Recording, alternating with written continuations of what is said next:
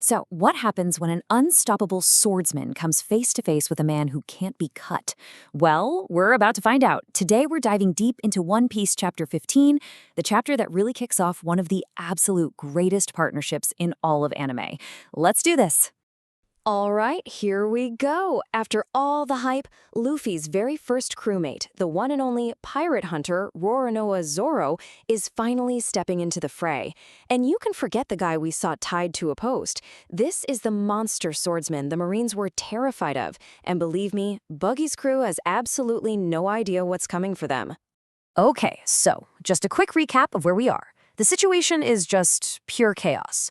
Luffy and the treasure-obsessed thief NAMI are stuck in a town that's being completely terrorized by the flashy and honestly pretty sadistic Buggy the Clown and his whole circus-themed pirate crew. And the stakes are getting super high. NAMI just managed to steal Buggy's most precious treasure, his map to the Grand Line. Meanwhile, Luffy is, well, being Luffy, causing a massive distraction, and right on cue, Zoro just strolls into town looking for his new captain. All the pieces are on the board, and the whole thing is about to just explode. And this, right here, is the moment we've all been waiting for. We've heard all the stories about the pirate hunter, but now it's finally time to see if the legend is real. It's Zoro versus a full-on pirate captain. Buggy, of course, is completely full of himself and just totally underestimates who he's up against.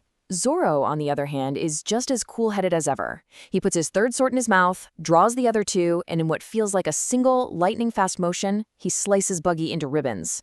I mean, it looks like an easy win, right? Zoro even mutters about how simple it was. But come on, this is One Piece we're talking about, and things are never ever that simple.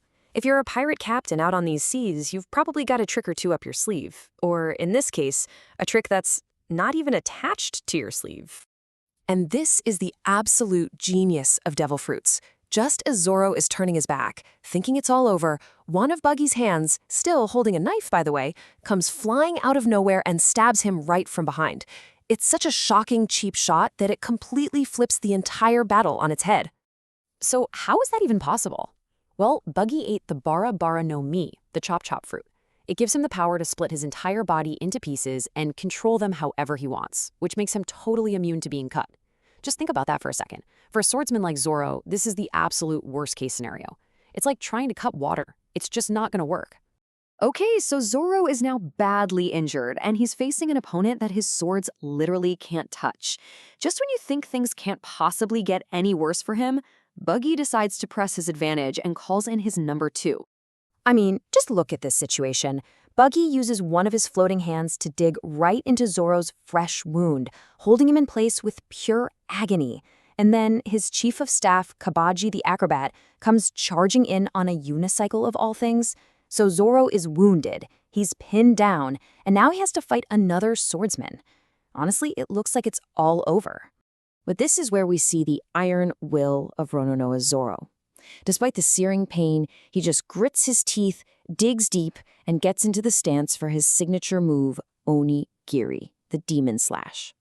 And this isn't just some random attack. It is a devastating technique. He crosses his swords, channels every ounce of his power, and unleashes it all in a single, brutal, three-way slash. And the result is absolutely devastating. Even with a gaping wound in his side, Zoro's power is so overwhelming that he just demolishes Kabaji in a single incredible strike. This is the moment that proves that even when he's injured, he is on a completely different level from these guys.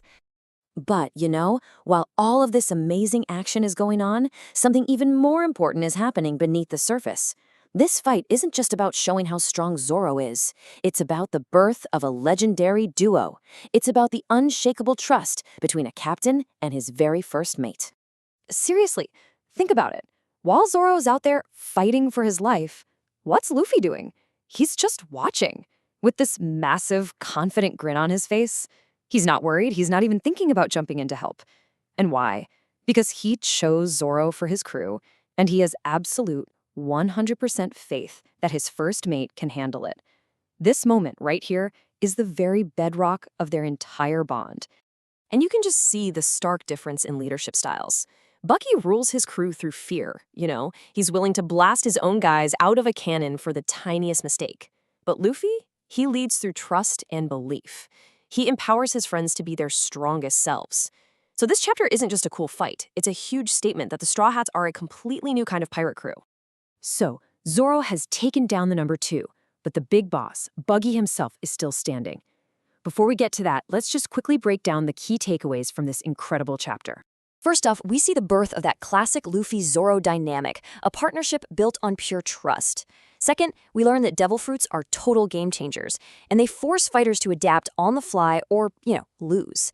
And finally, we get absolute proof that Zoro has the power and the will to actually achieve his dream of becoming the world's greatest swordsman. And that leaves us with a million-dollar question, right? A swordsman was the worst possible person to fight Buggy. But what about a rubber man? How is Luffy supposed to fight someone that his punches might not even work on? Let me know what you think is going to happen in the comments below, and we will find out the answer together in the next chapter. Thanks for joining me.